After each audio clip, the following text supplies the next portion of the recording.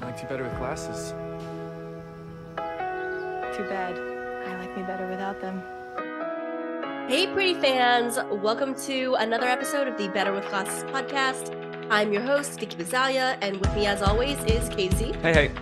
And today we are here because we are doing our recap and breakdown of Episode 4? Episode 4. Okay. Love Game. Love Game. And now we understand why it's Love Game. Mm-hmm. You know, when we were looking ahead and trying to guess, I don't think we had envisioned. Oh, maybe did we envision Carnival? Oh, definitely. Okay, yeah, cool, we knew cool, it was cool. going to be the Carnival. Yeah. So what this episode is essentially about is an Olympic style game Yeah. that they have at the Carnival on the Boardwalk. And overall, I would say fun episode, easy episode to rewatch. Mm-hmm. Like definitely an easy one to turn on and let ride. Mm-hmm. Not the best episode we've seen. No, but we've had some strong episodes. Not the most crucial to the plot so far, but fun. One of the funnest episodes yet. Yeah. Episode 3 is still on the top for me. Okay. But we'll get into some of that rating stuff later. Yeah. What'd you think? I was going to say, if you've watched the first season, I assume everybody who's watching or listening to this podcast has watched the first season. It felt very 4th of July. Okay. Yeah, for sure. For me, in terms of style and, like you said, not a lot of plot, but this one's more about the interactions, the group coming together, the inferred character development that you see. Yeah. Okay. So with this episode, I think it started out really strong. The Olympic style fun games are in the middle, which isn't perfect. It's gonna keep it real. There's a lot of cringe stuff in there. And then it ends really strong. So it's like start strong, cringe fun, ends really strong. But tell us how it goes. From start to finish. Start to finish. Give us, like we normally do. Okay, so let's start off with where we were at the end of our last episode. Oh, the anxiety attack. Yeah, so it finally felt like it was coming around to a lighter show. There was something really nice and simple about the core 5, you called them, sitting on the couch about to watch a movie. Yeah. And that started to feel the good. core 5 turns into the core 6 here with Sky. Yeah. That was an excellent performance. By Elsie? Elsie, oh my God. Elsie Comic Fisher relief out the wazoo. Was great. What was I saying? Oh, and then Conrad gets this text, right? So I'm going to start off by just saying we were wrong. We were all wrong. Mm-hmm. I don't think I talked to or saw a single prediction that predicted that Conrad, at the beginning of this episode, you find him still having a panic attack on the beach. Mm-hmm. Steven, we already knew, was right on his heels. I was wrong. Belly's not going to chase after him. And the reason for the panic attack was because he found out he got into Stanford. Yeah, and I think it's a little earlier in the storyline, right? Like, than anyone anticipated. Yeah, well, you don't really get Conrad's reasonings for applying to Stanford in the book. Mm-hmm. And you're left to assume that he left Brown to essentially like just leave the East Coast behind, and especially after all the messiness of Jeremiah and Belly. Here, it's making it seem like he's not just running away, but he has to eventually make a choice. And I'll come back to that thought at the end. But he applied, and then there's more depth to the reasoning behind it, because he says to Steven, well, Steven says, oh my God, you've been wanting to go to Stanford since you were 10. And then Conrad said, yeah, my mom always had this vision of me finding myself on the West Coast. So I can see why, even though getting into Stanford might be like a good thing, mm-hmm. I can see why that would trigger a panic attack if maybe he applied while his mom was still alive. Well, it's like sometimes it's hard to handle success. Well, there's that. But then I think also he says straight up, like, oh, but Jeremiah is going to Finch in the fall. We're finally in a better spot. Mm-hmm. And he doesn't want to leave his brother on. Which is funny because literally it's been like 12 hours of them being in a better spot. Well, no. I think it's them being in a better spot, like since the Belly debacle of the previous summer. Sure. Yeah. But yeah. So that's that scene. And then we get the next morning. The next morning, there's a great, so they introduce Sky, and it's great. Belly comes down to the kitchen. She sees Susanna standing at the sink, but it's actually Aunt Julia. Yeah. And then what I like about that scene is that Sky is actually very open to like being nice to Belly, and is just like, hey, did you want a muffin? And Belly's about to accept one and take one, and they have a very cordial relationship. But of course, Aunt Julia is like, no, those are for the open house. Yeah. Enter Jeremiah and Conrad, who Jeremiah is just like, I've walked into an awkward situation clearly, and Conrad just starts coming in hot. Oh yeah, he's definitely a little feistier. Yeah. He's like, his give a fuck button is turned off. He don't give a fuck. Yeah. He's just like coming in hot, letting it all fly. Every chance he has to get a zinger in on Aunt Julia, he will. Yeah. Even on Sky, he'll, I saw something on TikTok that spliced together all of his one-liners. It's a great Conrad episode from like a one-liner standpoint. The writing for him is really good and super sassy. It's super sassy. Yeah, that's the word. It's super sassy, but it's like in season 1 when he was doing that shit, it was like from a place of like anger and sadness. Mm-hmm. And here it's sarcastic. Yeah. So he's still being a jerk. Yeah. But it's sarcasm as opposed to like System of a Down. Like I'm just like in my feelings. Yeah. But yeah, we also know that Conrad got his panic attacks out in the open now. Like, well, just Steven. Yeah, but I mean, no like he wasn't really sure what was happening in season 1. Oh, now he's been like living with these things. He's aware of them. That's a good point. He brought it up of like, yeah, I've been dealing with this for a little while now. And he tells Steven that, right? Yeah. Steven's like, what's going on? And Conrad's like, panic attack. Don't worry about it. Don't call Jer. I get these all the time. Yeah. There was a good Steven and Conrad moment, and there's an even better one later on. But Steven you forget how much younger Jeremiah and Steven are than Conrad. Like he is the older, cooler. What, like a year? I think it's a year. Yeah. I think it's a year. But Steven is just like, Conrad says, talk about anything. He's like, I still remember when you brought me out here, man. Like you guys were so cool. You just come back from learning how to surf, and I was really insecure about it, but you stayed out there and helped me catch a wave, and you're cool. You've always been cool. Like just talking him up. Yeah. Awesome scene. It's funny that we're backtracking, but the Steven, it's such good writing when he's like, so are you gonna tell me what triggered this panic attack, or are we just gonna be bros and figure it out? Yeah, it was good writing. It was great. Good delivery too. Anyhow, so then what does Conrad say to Aunt Julia? He says, you're the problem. Sky, so there's going to be more character development from the Sky perspective on how Aunt Julia's relationship is with Susanna. Yeah. And the difference in perspective, right? So sure. Aunt Julia thought that their relationship was something different than Susanna probably thought. And consequently, the kids who were very young. Yeah, you don't know really what's going on. Yeah, when something went down, the kids were very young, but Sky's been living with her mom, and her mom, I can't tell if her mom's living with guilt or regret. Yeah.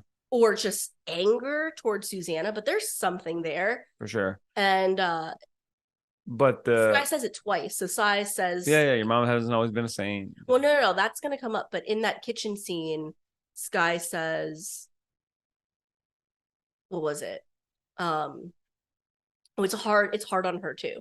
And Conrad just real quick quip is like, yeah, well, it seems like, she's making this pretty fucking easy, or she's selling the house pretty fucking easy. So the open house doesn't go down.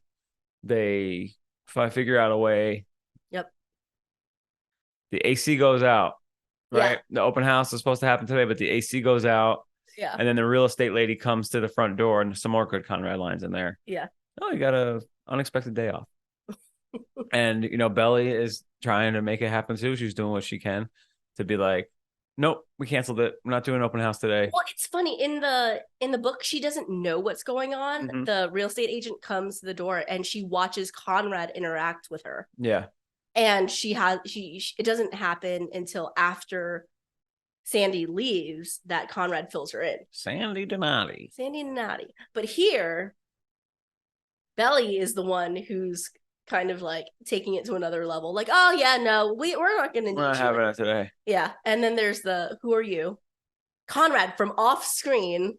It's like, she's my girlfriend, and yeah, we're not doing this.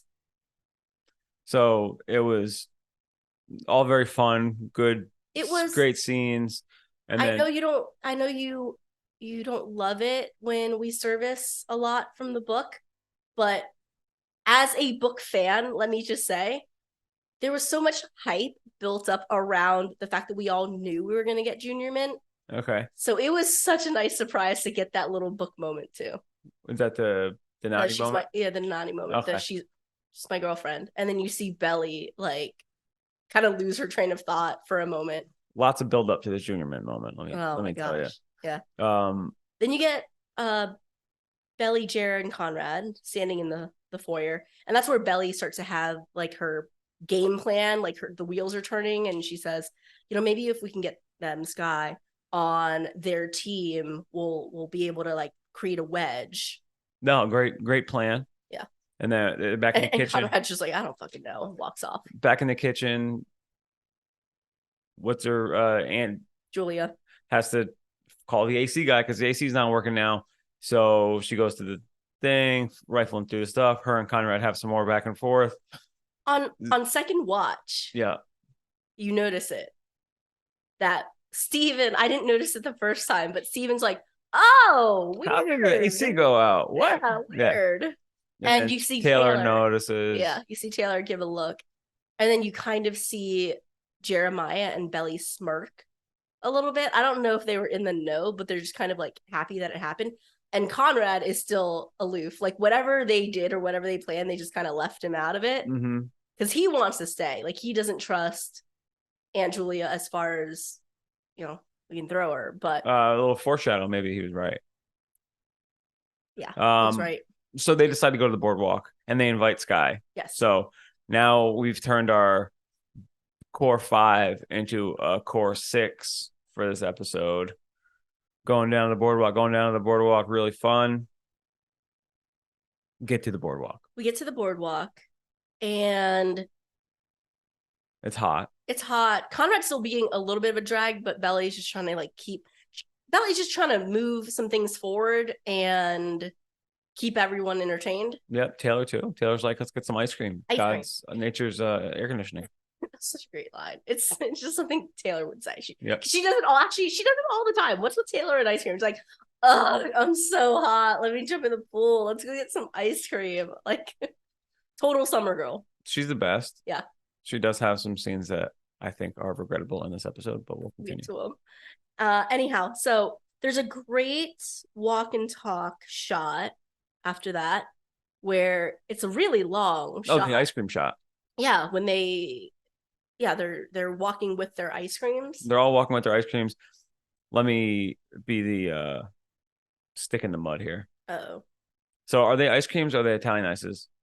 They look like Italian ices. Okay, are Italian ices, are they all one color? Not really, right? I've seen you can get a red Italian ice. No, okay. So what they actually, every single one is the same color. I'm like, what are the odds that 6 people get the same? Unless that's the only flavor they have. Fair. What they look like is like frozen lemonades.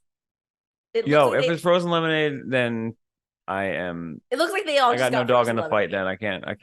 Yeah. I can't punch back here. On third rewatch, however, as they're doing the walk and talk, you focus in on the people who are talking, which at this point are Conrad, Jeremiah, and Belly, explaining how Belly got sick on some ride or something. It's just good.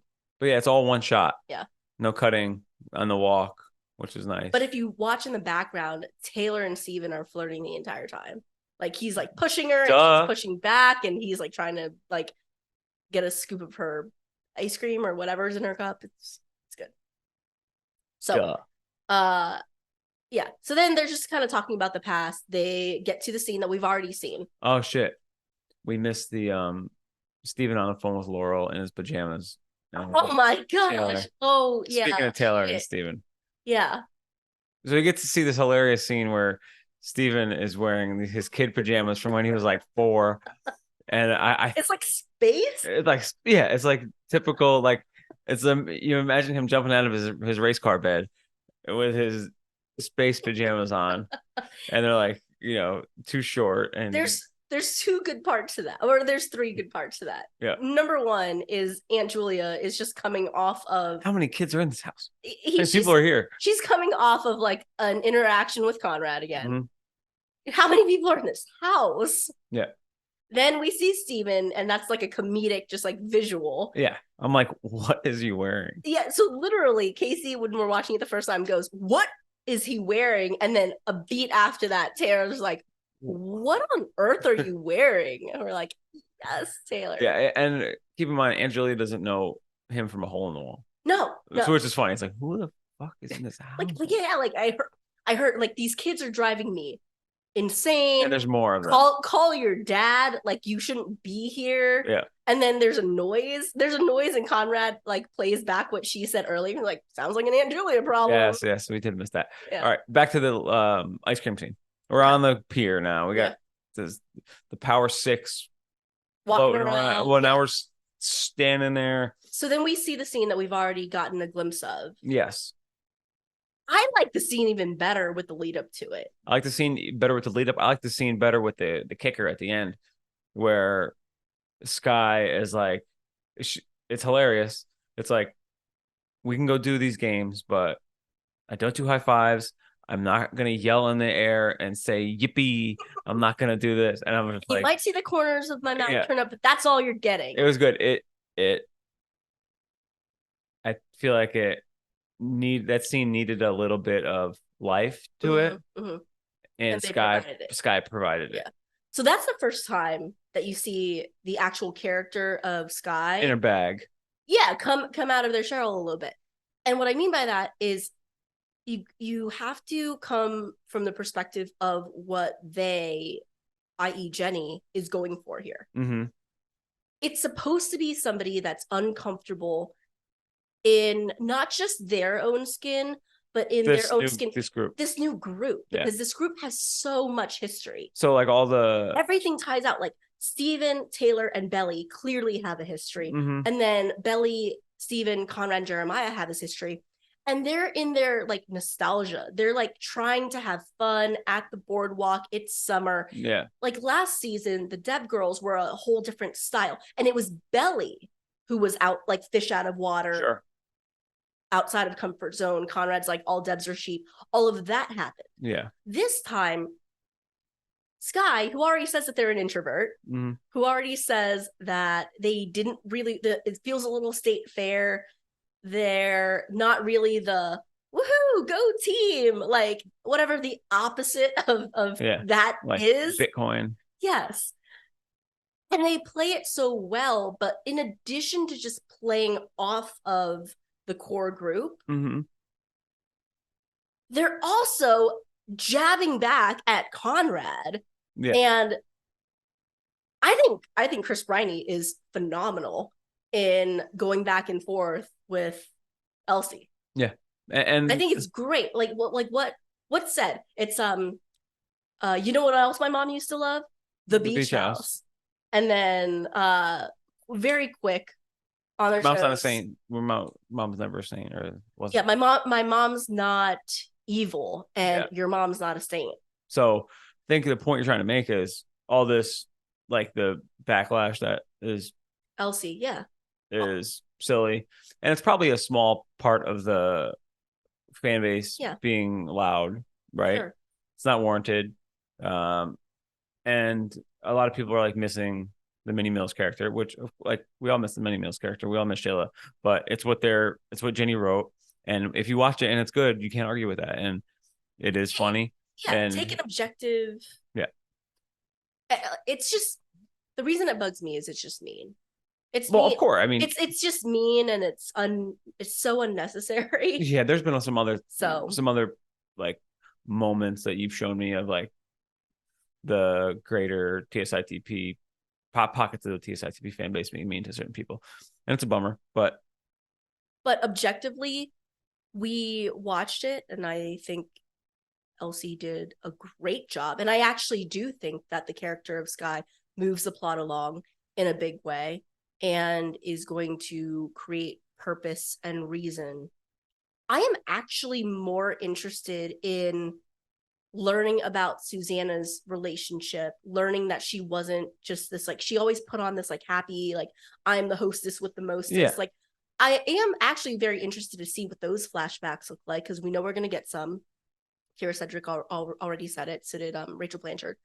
But I'm interested in that. And that to me, and the aunt's decisions to sell the house or not, is actually more interesting and less cliche than, oh, my terrible father inherited the house and is taking it away. Yeah. Yeah. After moving off of Elsie into they've agreed to play the game. Yeah. We're playing this game. The big tournament. What's Belly call it? The big Boardwalk showdown that they always do. Yeah. And Taylor's making fun of it, but she's all in, right? Yeah. And I just want to say on record, we make predictions, so we should at least, count our points here.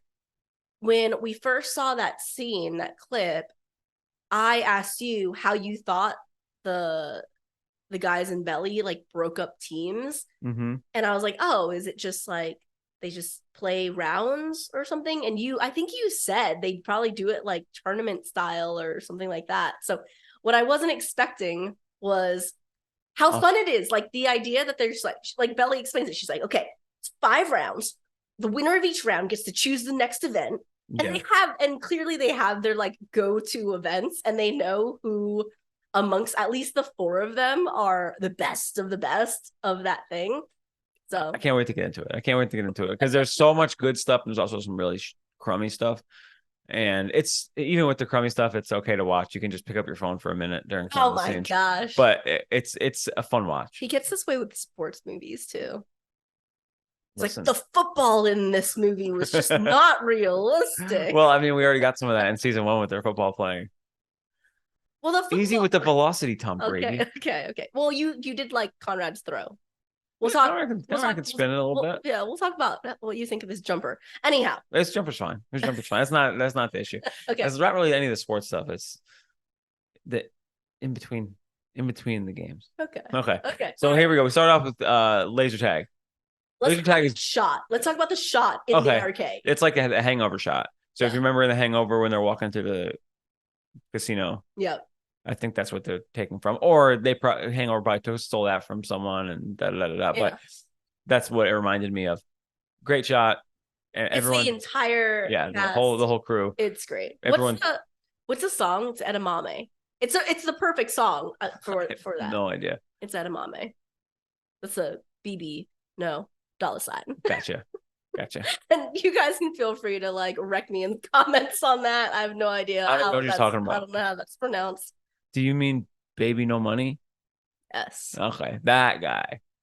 Canadian rapper, born October 4th, 19th. Baby No Money. That guy. Okay, yeah, love him. Thanks, Wiki. Yeah. But anyway, So going through, we end up in laser tag. Yeah. Laser tag's shit. It's great. I got mad laser tag stories. How many laser tag stories do you want right now?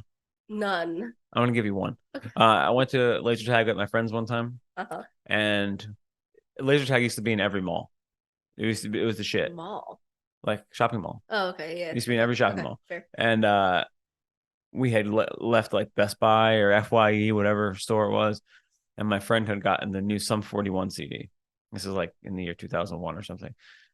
And you have to leave your stuff when you go into laser tag to go play. Anyway, we left our stuff that we bought, went in to play laser tag, come back out. The people who were working there went into the stuff that we bought and opened our CDs and put them into the house speaker. So we come out and some 41's on, and we're like, holy shit, is that Sum 41? We just bought the CD. They're like, oh yeah, we opened it and hope you don't mind. And they put like it was no big deal. What? Yeah. That's a crazy It's a crazy story. But I'm like, what if that was a gift for somebody, man? Oh my gosh. Yeah. Weird. Anyway, laser tag's shit. I was never very good at it. Yeah. Unfortunately. Yeah. It's one of those weird things where you gotta like, I don't know. I feel like the technology isn't perfect also. But it's probably gotten better since we've played laser tag. But I was always really bad at laser tag too. Like I've played paintball and I played laser tag. Paintball is a little easier because you can like actually see where it goes. But laser, it's like, how do you know if it's actually your gun's on or something? Other than the vibrations. But anyway. So it's Team Belly and Team Conrad. Yeah. Okay. Team Belly, Team Conrad. Belly is recruited Sky and Taylor. Yeah. And then it's the boys. Yes. So in the laser tag scene's very fun. That song's playing by Baby No Money. And they're going, and it's tied. And on the screen it says Team Conrad, Team Belly. You had to point that out to me. I was like, yeah, it says Team Conrad, Team Belly. Yeah. It's like 2020. 20 to 20, and then the music cuts. Mm-hmm. And now it's like fucking Tomb Raider, Lara Croft. That's exactly how it feels. Like Conrad's going, Belly's going, and you're like, they're gonna meet. It's almost like they have a heartbeat playing over the. And like they're gonna meet, and then they're coming around the corner, and all of a sudden, Jeremiah comes, picks up Belly, and then spins her around for Conrad to shoot her. And great scene, subverting expectations because you're thinking it's going to be a Conrad Belly showdown, but they bring Jeremiah back into the mix, and it's really and it's a good brother moment. Mostly because they set her up, and she's so upset. She's obviously really competitive. She's so upset. She like looks like she was gonna cry, and Belly needs to get her anger in check. She's competitive. She needs to get a even though we don't get to see stuff like that inside of the flashbacks, mm-hmm. You watch a scene like that and you kind of understand that these people have known each other their whole lives, and they probably did shit like that to her. Like I used to hang out with like a bunch of boys growing up too. Like family friends were all boys. Mm-hmm. And I was the only girl. And like, that's just how it was. Like you would get picked on in like, not a mean way, but it was just like. I bet Belly wasn't allowed to play Monopoly either. She was a sore loser. You already outed me on that one. Oh. Yeah. Yeah. We talked about that already. Oh man. Do you want to know what I was like as a child, competition wise? Belly. Some would say the scene is symbolism for the whole story. Conrad and Belly are on a collision course for each other, and then Jeremiah scoops her up. This guy. Symbolism for the season 2.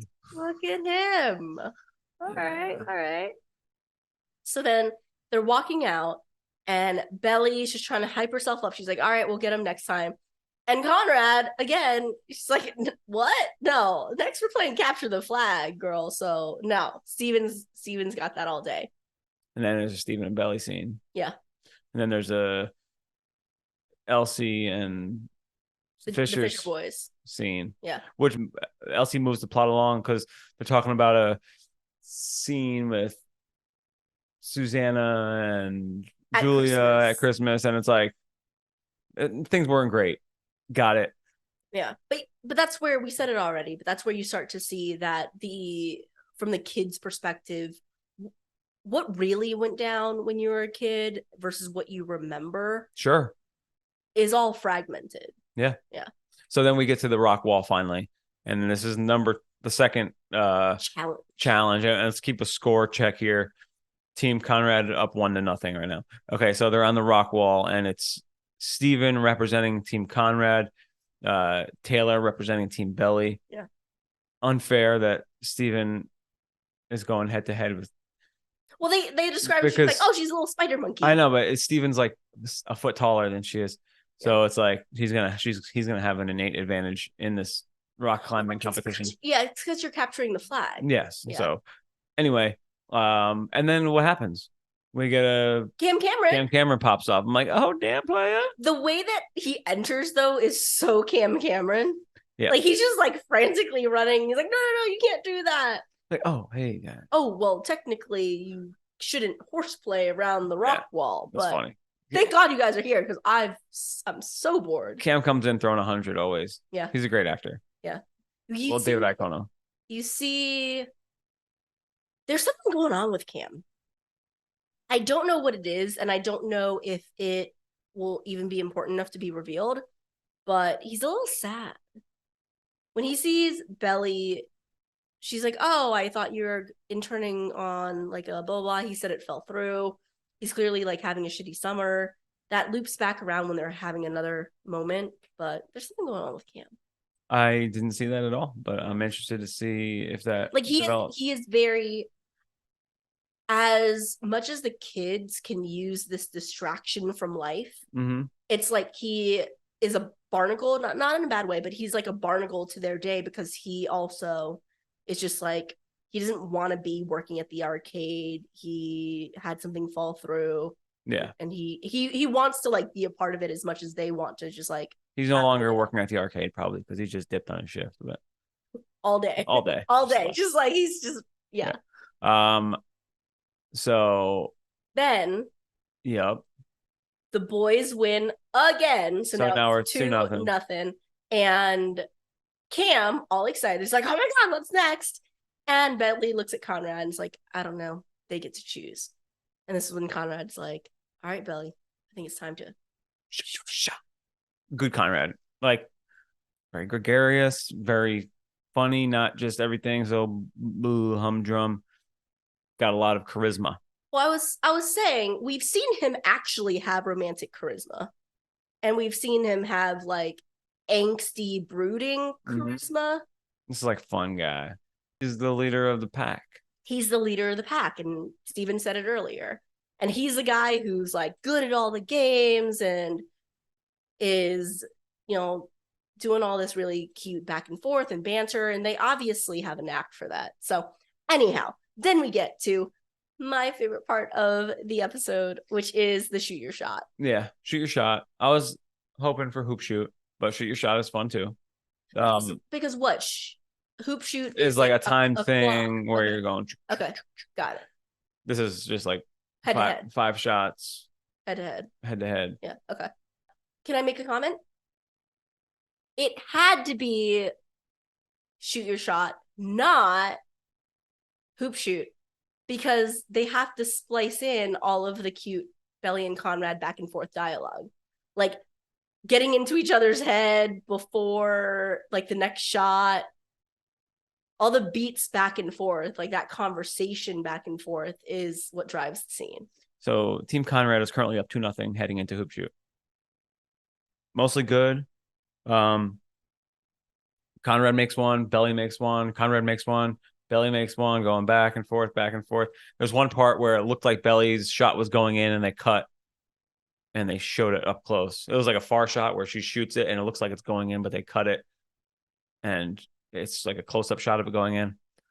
I should have just left it in the long shot, but that's neither here nor there.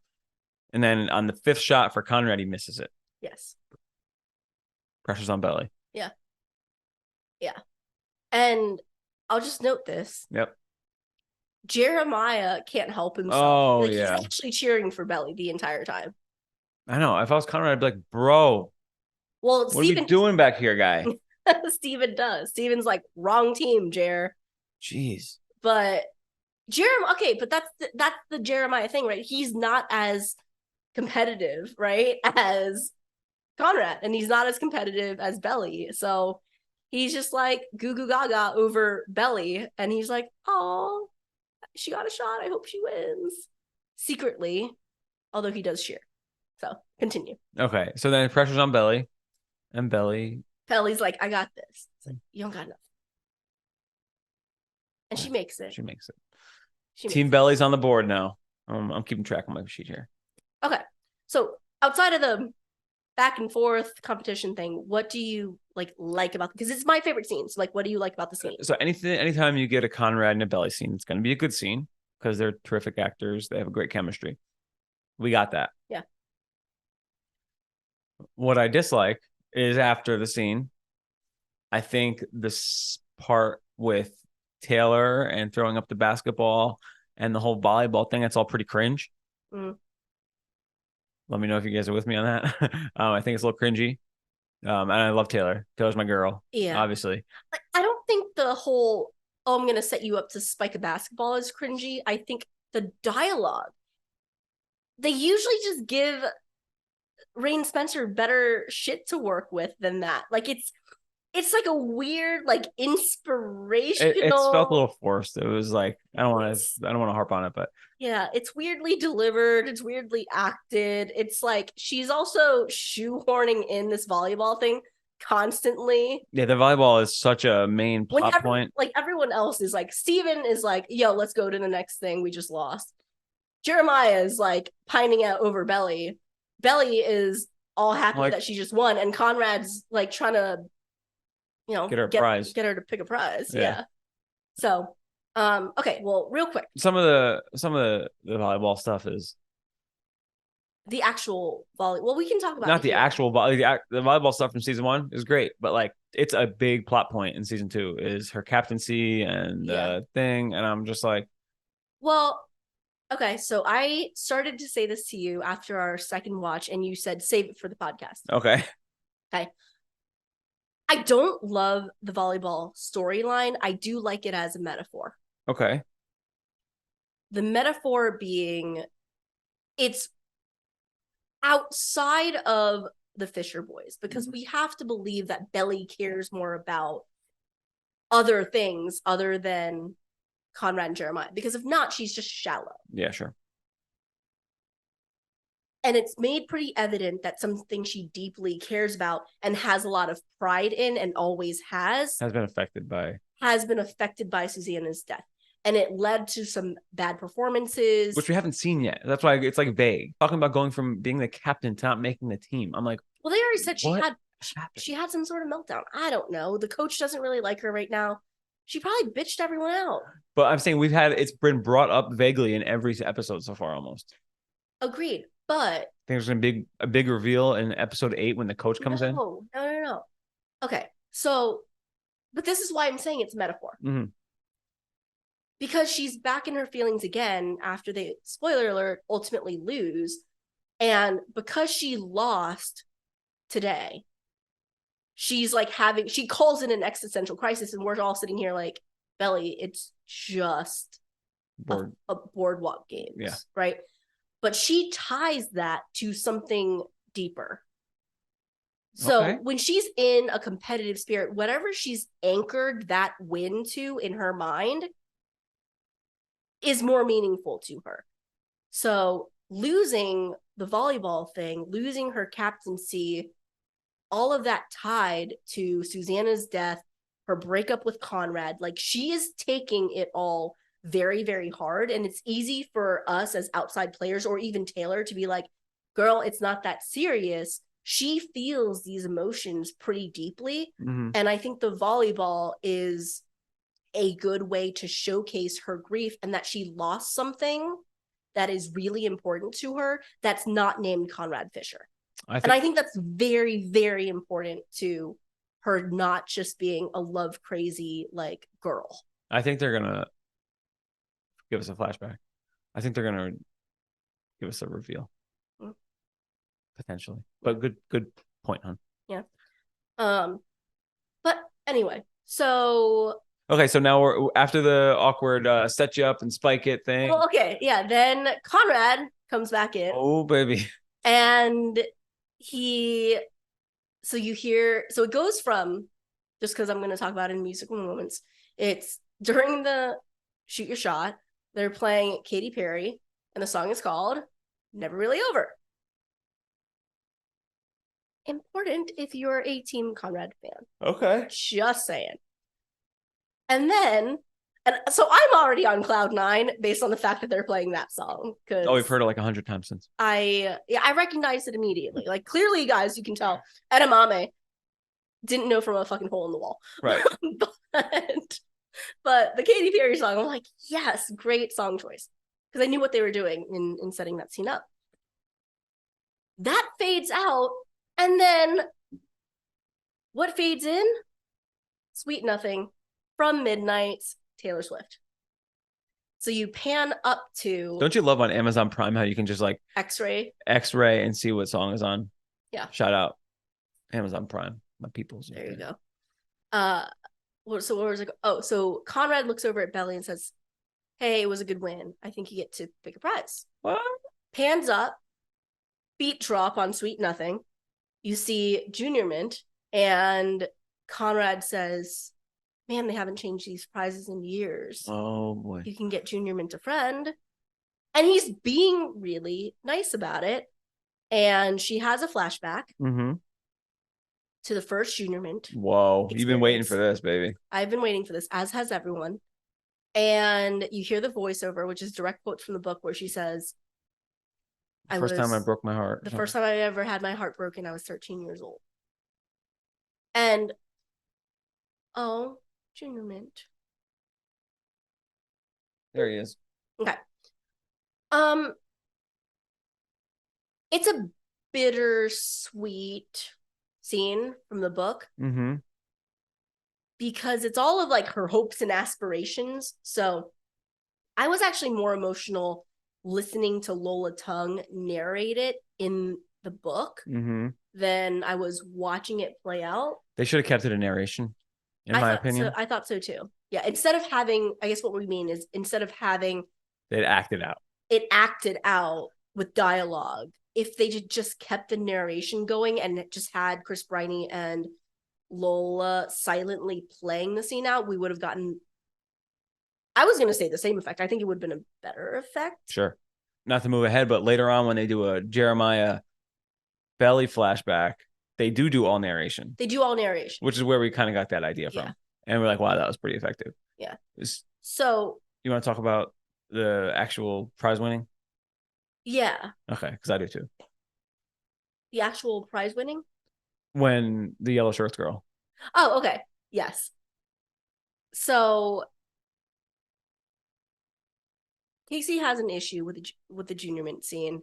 I understand where you're I understand where you're coming from, because when I'm watching it, my brain is filling in the blanks with the stuff I know from the book. Yep. And they left some key stuff out that I think is important. So they infer that she knows. So they infer that she knows that he came to see this girl. They did that just fine. In the book, she actually says, "Oh, that's why he wanted to come with me, because he knew that Jeremiah and Stephen would rag on him." Yeah. So, and she actually says the words, "Even though it pained me, I decided to be a good sport and I decided to bring him over to her." She asks for the rings. The girl is wearing, I love the attention to detail. She's wearing the exact same description of the girl in the book. But this is where I needed the narration from Belly. Because in the book, she says, "Wow, she has this like fiery red hair and it's so pretty and it's special and nothing about me is special. And she's older and she's wearing these shorts." And she said, "The boys made fun of me when they saw me in them." That's so sad. But that's the thing, right? It's like she's trying to be grown up, and we know what it's like. Well, I don't know if you know what it's like. I mean, I'm about to cry here. It's so sad. But it's the point. Like she's wearing the girl's wearing like cut off shorts, which, if you're growing up as a teen girl, like there's a difference. Like when you ask your mom to start buying clothes that are cut differently and stuff like that. So that's where I needed, see, like me telling this, like I'm getting emotional and you're getting emotional. I needed that narration, because that's why she's so upset. She's genuinely telling the girl, "I like your shorts," but it means something more to her when Conrad is like, "Yeah, I like them too." When she's like, "When will he ever see me that way?" So then she does something a little bit childish, and you got me all my feelings here. But what I was thinking, I'm just looking at the TV show. Right? That's what I'm saying. So when the TV show, it's like, why is Belly dragging him over there and then immediately blowing up his spot? Yeah. Like embarrassing him in front of this girl. When you said that, I thought about it. And again, I just have more backstory constantly playing in my brain when I'm watching.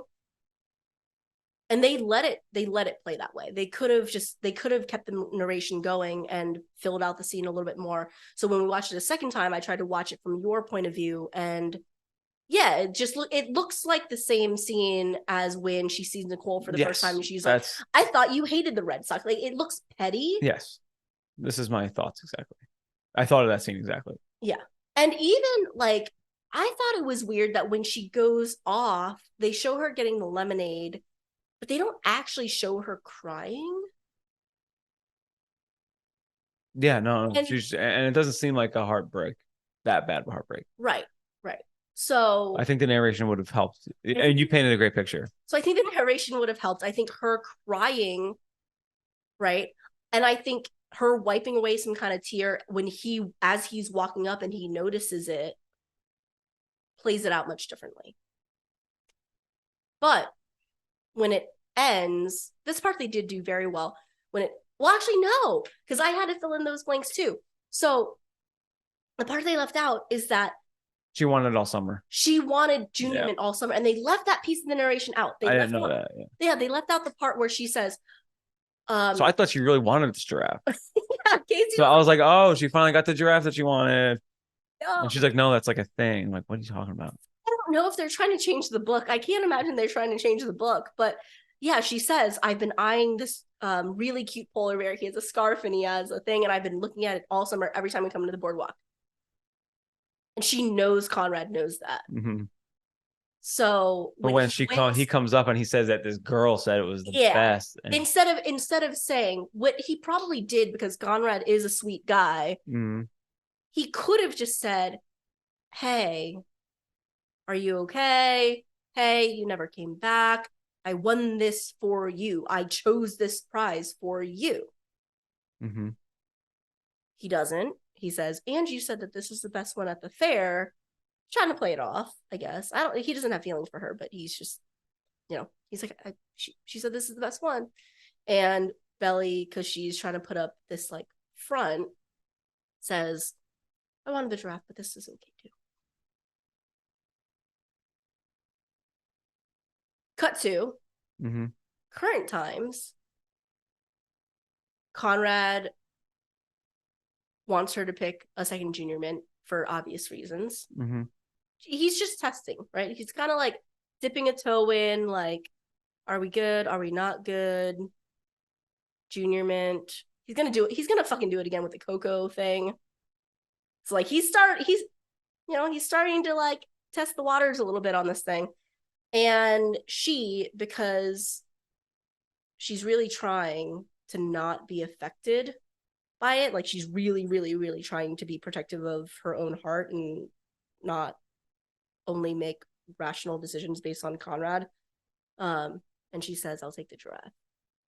Which, if you want to talk symbolism, it's just symbolism. Is Jeremiah the giraffe? No, Jeremiah is not the giraffe, but the giraffe is her choosing Team Belly. Because we'll talk about it later. Team Belly on the scoreboard. Yeah. So sorry I got you all emotional. Jesus Christ. Well, just like to think of younger girls wanting to be grown up. It's just like, well, and like not like I can't be that yet. It's sad. Well, that's why I'm not saying they didn't do it right. I'm saying that it's a very, very important scene, chapter. Well, everyone can identify with wanting to be seen one way and not coming off that way to your peers and not being able to break out of a mold. She thought she was getting her shot. She's like, oh my God, he invited just me. Stop.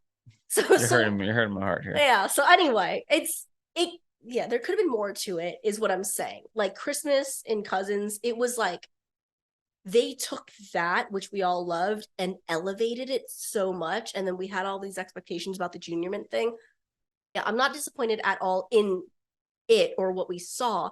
I just know how much better and fuller it could have been if there was more book. Because if not, it leaves a little bit to the imagination for people who didn't read the book or didn't read the book like 8 times and memorize the fucking chapter. Like, I did. So now we get a Hey, Yeah. Belly and Taylor walking. Yeah. And they're like, so you and Conrad can just be like casually having fun. Like that's major. Hmm. And then it's a tracking shot. It's all one. So imagine the blocking on that. And then she peels off and Steven's there. And then that's when they discuss the air conditioning. Yeah. Like she's like, I know what you did. so, you don't notice the earlier scenes about the air conditioning until this comes up. And it's like, all right, next time I rewatch that, let me keep my eyes peeled for that shit. Weird how the AC breaks as soon as this future engineering major comes to town. I love happy accidents. And then we get Taylor leaving Steven going back to Belly. Mm-hmm. And then they do another volleyball scene, but this one's not as bad because Conrad calls it it's out. more laughy and Conrad calls it out. And I'm like, that one's not as cringe. Yeah. That one's good. That's a good solid scene. Yeah. Then you get Conrad Belly, one of the better scenes. Peel off those two crazy kids. Doing great. It's great. It's great. And again, it's not romantic. It's not supposed to be romantic. It's flirty.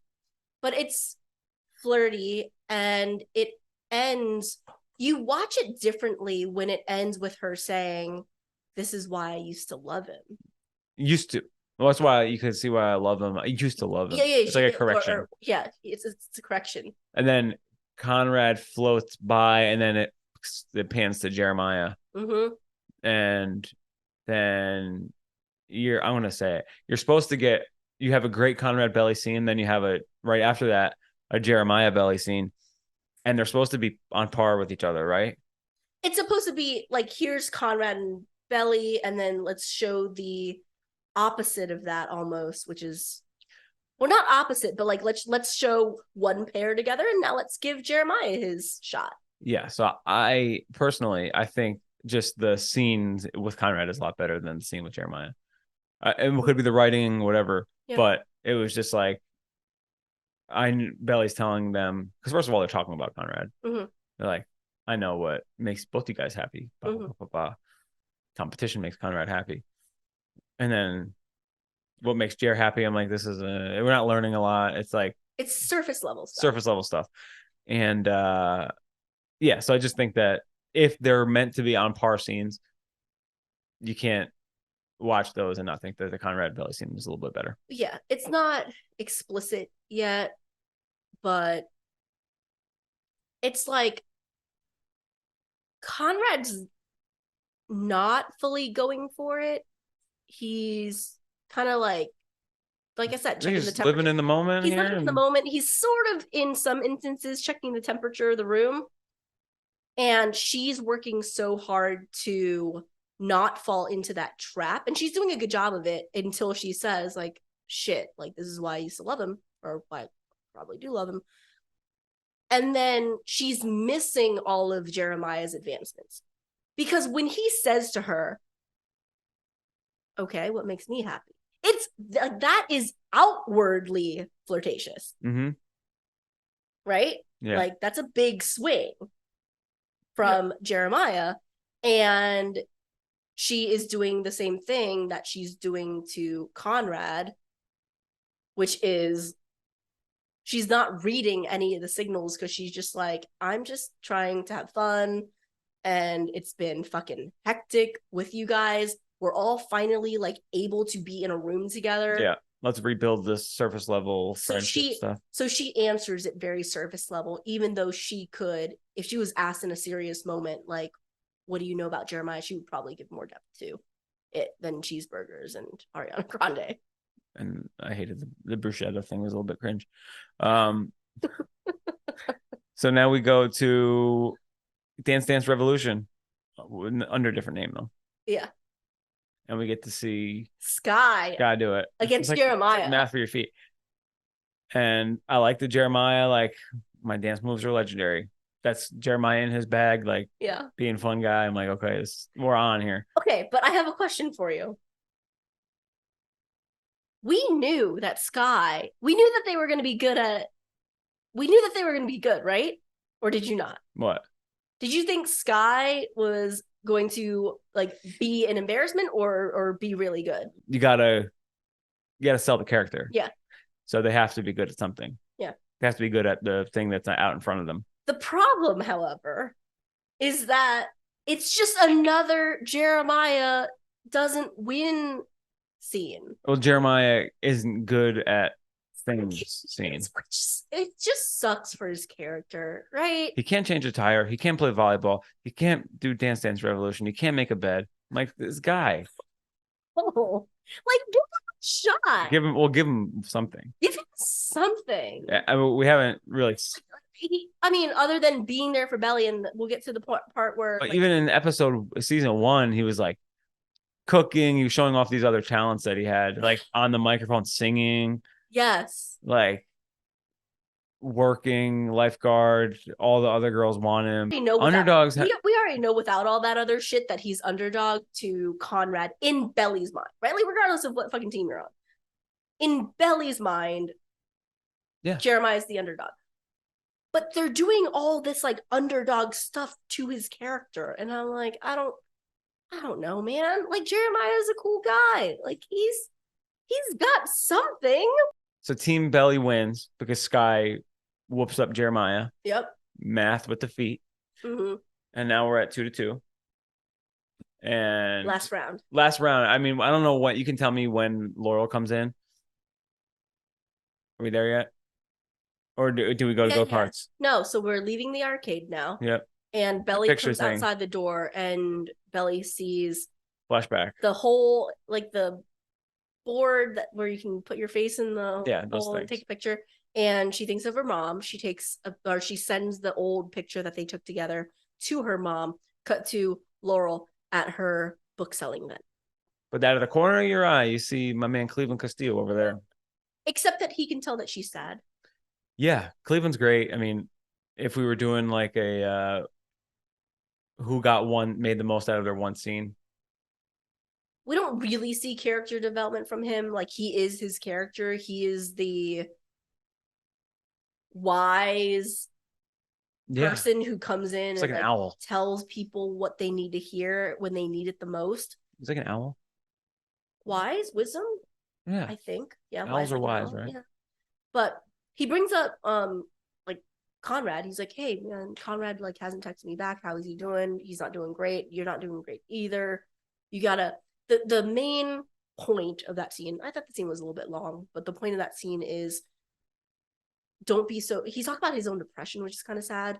But he is saying to her like, don't keep it all bottled in. It's not going to help you. You have to express your vulnerability with your kids and the people around you. That's the only way that they'll be able to openly grieve. Yeah. Which is true.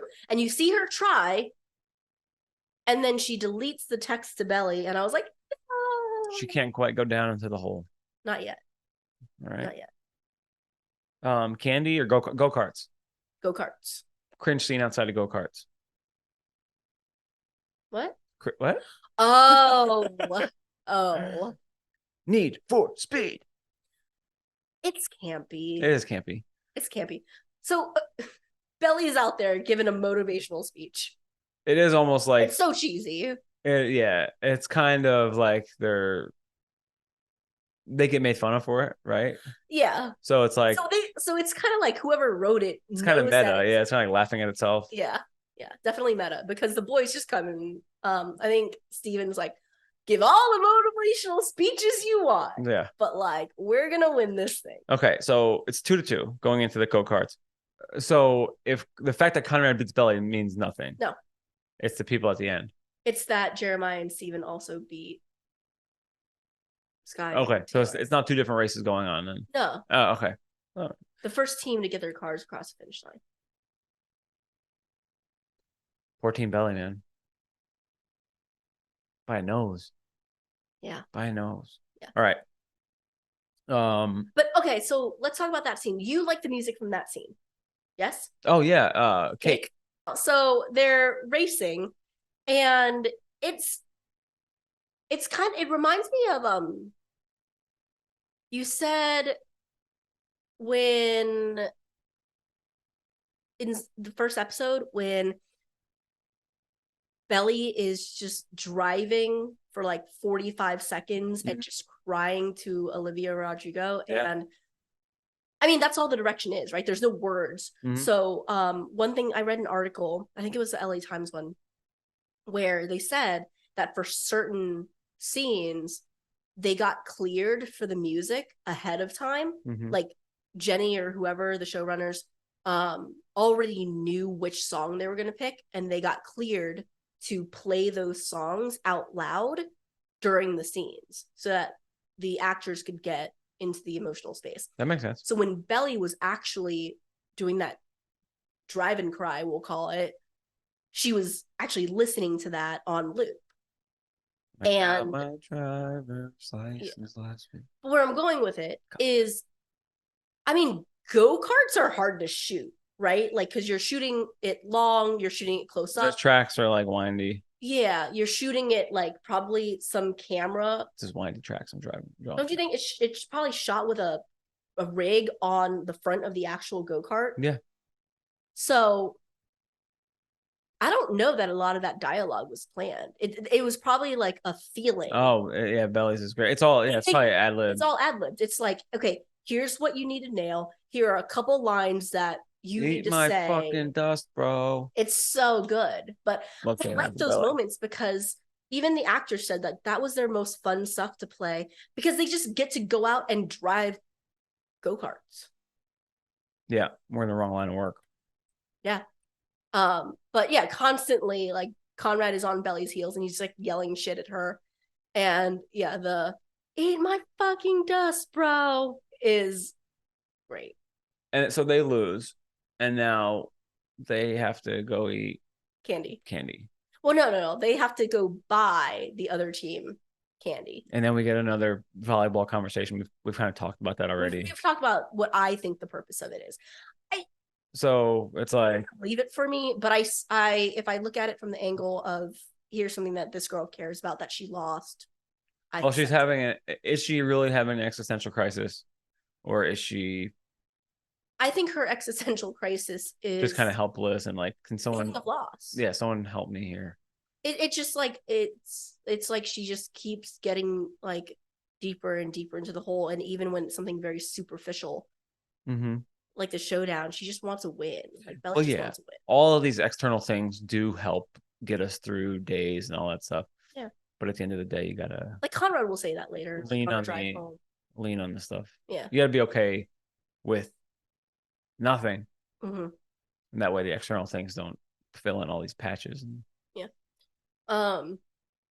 But then we get the side bet that Conrad and Belly made comes back up. Conrad comes over and is like, don't forget, it's time.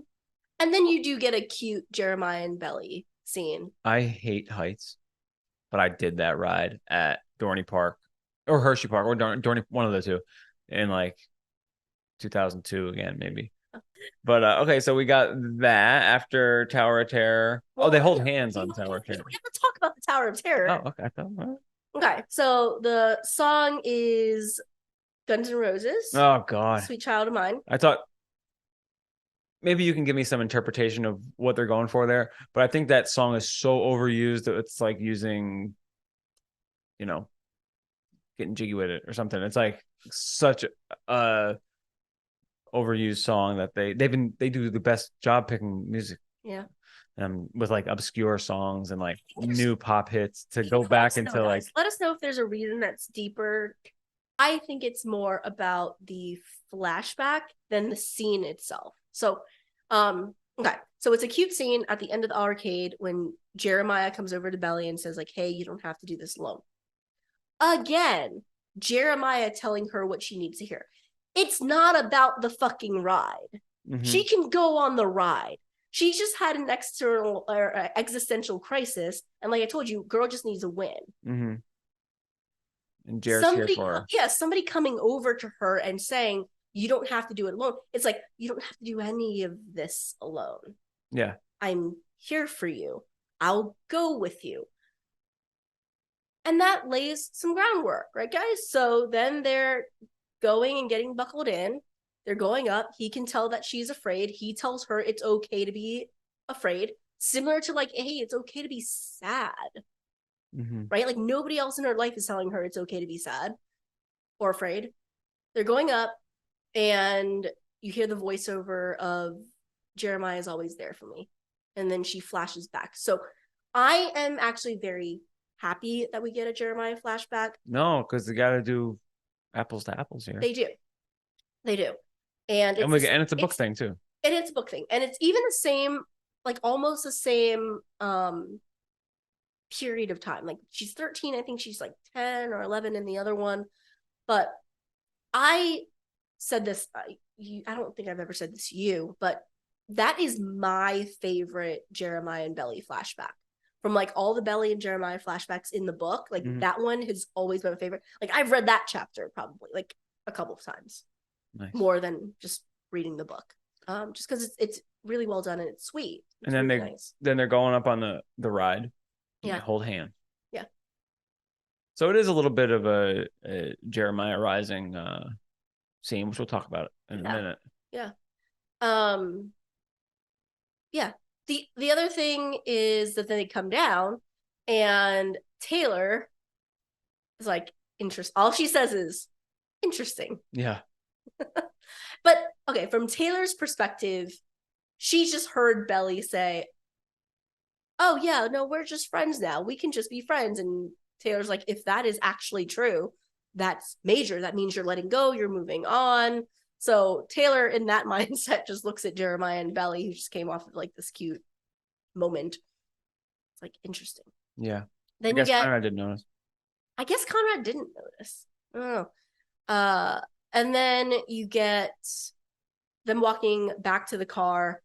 And this is where you get Cameron talking to Belly. And yeah, it's like a cam rising scene. Yeah. I love seeing those two together again. Yeah. So at the end of that scene, Casey says, man, how about we just bail on this whole Jeremiah and Conrad thing and go back to Cam? Because Cam's great. It reminded me of season 1. I was like, okay, Team Cam, bro. They have chemistry. They do. It's a friendly chemistry. But her and Jeremiah is pretty friendly too. Well, the way that she's playing it currently. Yeah. He's a little bit different. His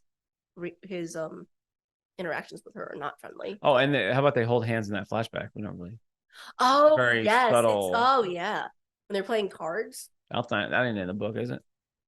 I don't think that's Damn. I don't think that's in the book. So. Little footsies are young age footsies are. Anyhow, so then they invite Cam back to the house. They all jump in the car. Then another really great scene, Steven and Conrad driving home. Your favorite scene. Yeah, well, it's a strong scene. Earlier I said Shoot Your Shot was my favorite scene. Like, I love, from a plot standpoint, I really, really love the Steven and Conrad scene. And it's not just because I was right, but I was right. The thing I said in a prediction episode, I think it was like the last call for predictions for season 2. Last call for alcohol. One thing I said is if Cleveland is not going to be in the season and Conrad's going to have to open up to somebody, Steven's not in the book, but I always kind of wished that he was able to open up to Steven a little bit more because he can't talk to Jeremiah and Belly about how he feels about them. Nope. So he and Steven, who started out with a great scene, end with a great scene together where Steven says, I haven't seen you this happy in a long time. And Conrad admits happiness. He's like, it was a good day. I thought I lost that part of myself. And then Steven, you can see that he starts, Sean Kaufman's so good. You can see that he like plays it where he like hesitates saying something about it. And then he's just like, oh, okay, I'm just going to fucking say it. Like, all right, well, not that I want you guys to restart anything. And Conrad just kind of like, what? Do you think it's a favoritism thing? Because you could watch Jeremiah and Belly be on that ride and think the same thing. Well, that's a point that I'm going to make. So Steven is noticing Belly and Conrad vibes, but Taylor's noticing Jeremiah. Okay, cool. Jeremiah. And Belly is trying very, very hard not to notice anything. That could be a good trying to not react. Taylor and Steven scene. It could talking about the differences. Yeah, but then we go back to the house. Big scene. Sad scene. Huge day. Well, It's like such a fun time. That's the problem. It's such a fun time. And what pains me about the in between that into the last scene is you get Conrad, who is probably no, Belly's pretty broken up too. They're all broken up. But Conrad, who is usually just painted as like depressed and sad and not dealing well with his mom's death and the panic attack. Fuck. Yep. Finally saying it was a good day. And then finally getting some hope, right? Like he kind of brushes off what Steven said, but then he's kind of like staring out the window and smiling to himself. Yeah. There's a little bit of hope. Then they get home. They get out of the car and Belly drops the giraffe. Like she's getting out of the car, she drops the giraffe. I think the drop of the giraffe is symbolic, as in she doesn't really give a fuck about the giraffe. Like he sees her drop it, he picks it up. There's a cute, he like throws it behind his back to her. She catches it. He's like, what did you name him? And then he asks her again. And I think what inspires him to ask her again is the conversation that he just had with Steven. And she once again is like, I'm not 13 anymore, Conrad. It's like, she puts a kibosh on it. Ouch. But it's such good writing because the I'm not 13 anymore is kind of like in The Wizard of Oz. We're not in Kansas anymore. We're not in Kansas anymore because it goes right from that, ending a nice, lighthearted, carefree episode that we all deserved because the last 3 episodes have been fucking hard, into a scene that is just impossibly hard. So they walk in the house and all the stuff is gone. Aunt Julia had said, go out, enjoy a few hours. I got to get the AC guy here. Conrad doesn't want to go, but they convince him to go and they go out. But now they come home. Yeah, they actually has a good day. They come home, and all the stuff's gone. They left this full house and now it's empty.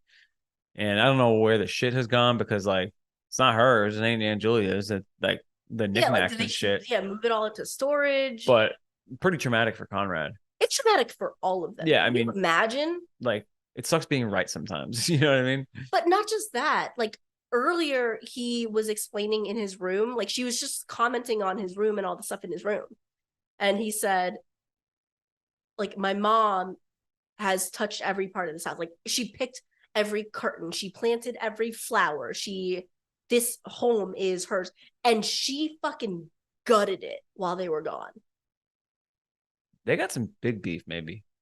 Yeah, I'm excited to see what this big beef is. That's what I'm saying. Because I never even thought of that. They say that. They just had that talk. And we didn't talk about it, but they had that talk. Yeah. All right.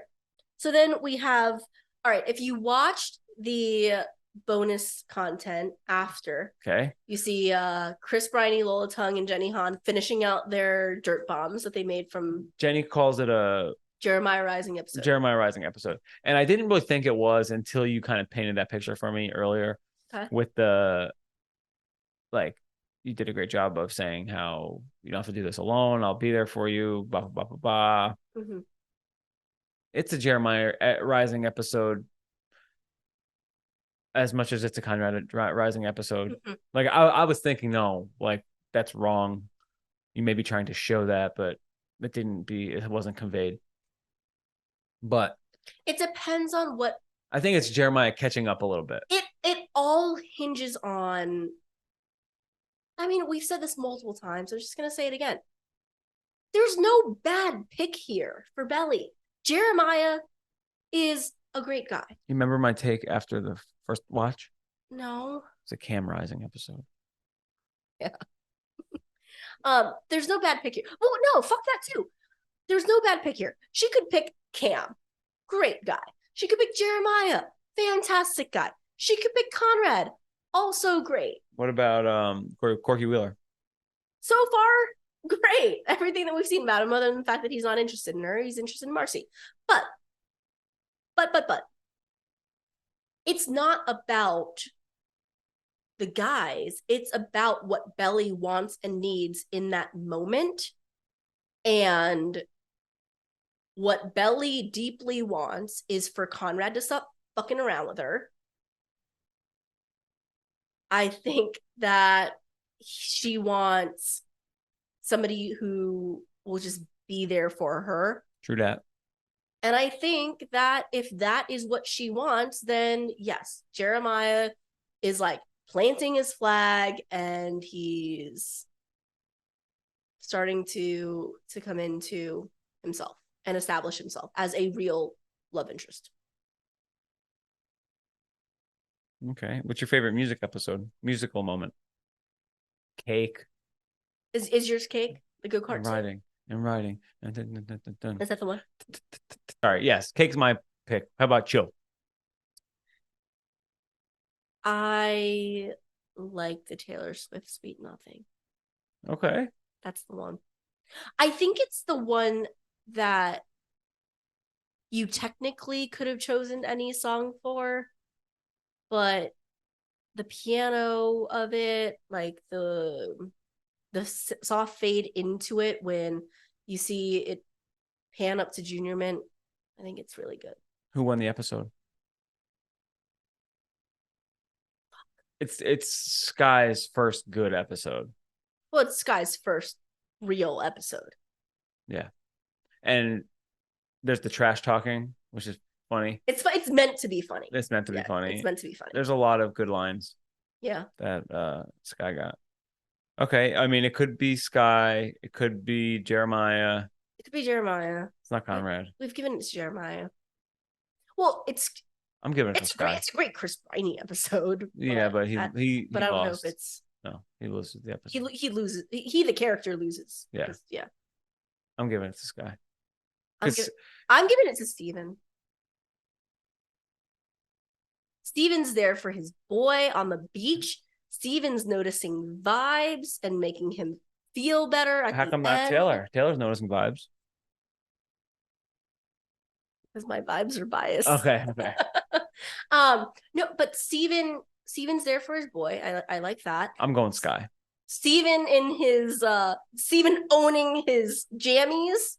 Okay, that's good. That's good. That's good. Steven ruined the AC. May have backfired, but Steven ruining the AC and all the Steven and Taylor banter. And he captures the flag. So is this the worst episode of the season so far? At first watch, I said yes. After the first watch, I said it's a great rewatch. It's fun. But I said it was the worst of the bunch. I stand by what I told you. I say if you it's a fourth episode also, like fourth episode and it's the midpoint. It's a midpoint. It's like you're always gonna have start out hot, a little bit of a lull, and then pick up strong again. Yeah. I still like stuff in Cousins more than the stuff in Philadelphia. Facts. So episode 1, there's not a lot in this episode that I would like do without. But I can do without Belly's guidance counselor talking to her about her grades. I can do without Steven's speech. I can do without the lunch after graduation. I can do without some of that stuff. I can do without Milo singing like full songs. I like those parts. But I actually like a year from now when you want to rewatch an episode, I think I want to start at episode 3, 4, 5. You know what I mean? I episode 1 and 2. I like the cousin stuff better too. But I like the Christmas stuff. Of course you do. The rating is the lowest in the history of Summer I Turned Pretty. Now some of that could be mean people. I was gonna say that better not be mean people. But it's a 6.9. It's the only episode that's not in the 7s. I just bumped my rating up a little bit to help it back. It's just not. It's not an explicit episode. There's nothing that really happens like until the end. But that's what I mean. It's not an explicit episode. You really gotta dig deeper and watch the characters and watch the interactions and listen to the dialogue and read between the lines of what's said versus what's really being said. It's more of a fun episode, almost like most of it's taking place at the fair. So it's like, it's fun. It's incredibly fun. Okay. All right, guys. Thanks for listening. At Better With Glasses pod on Instagram. bedrockglassespod@gmail.com for our email. And everyone who's written in already, thank you. You guys are awesome. You can buy this shirt and any of our other merch on our link tree. There's the link for our shop. Rate, review, all that good stuff. Appreciate you. And keep listening, yeah, guys. listen. You guys are great. Thanks for listening, and we'll see you next time.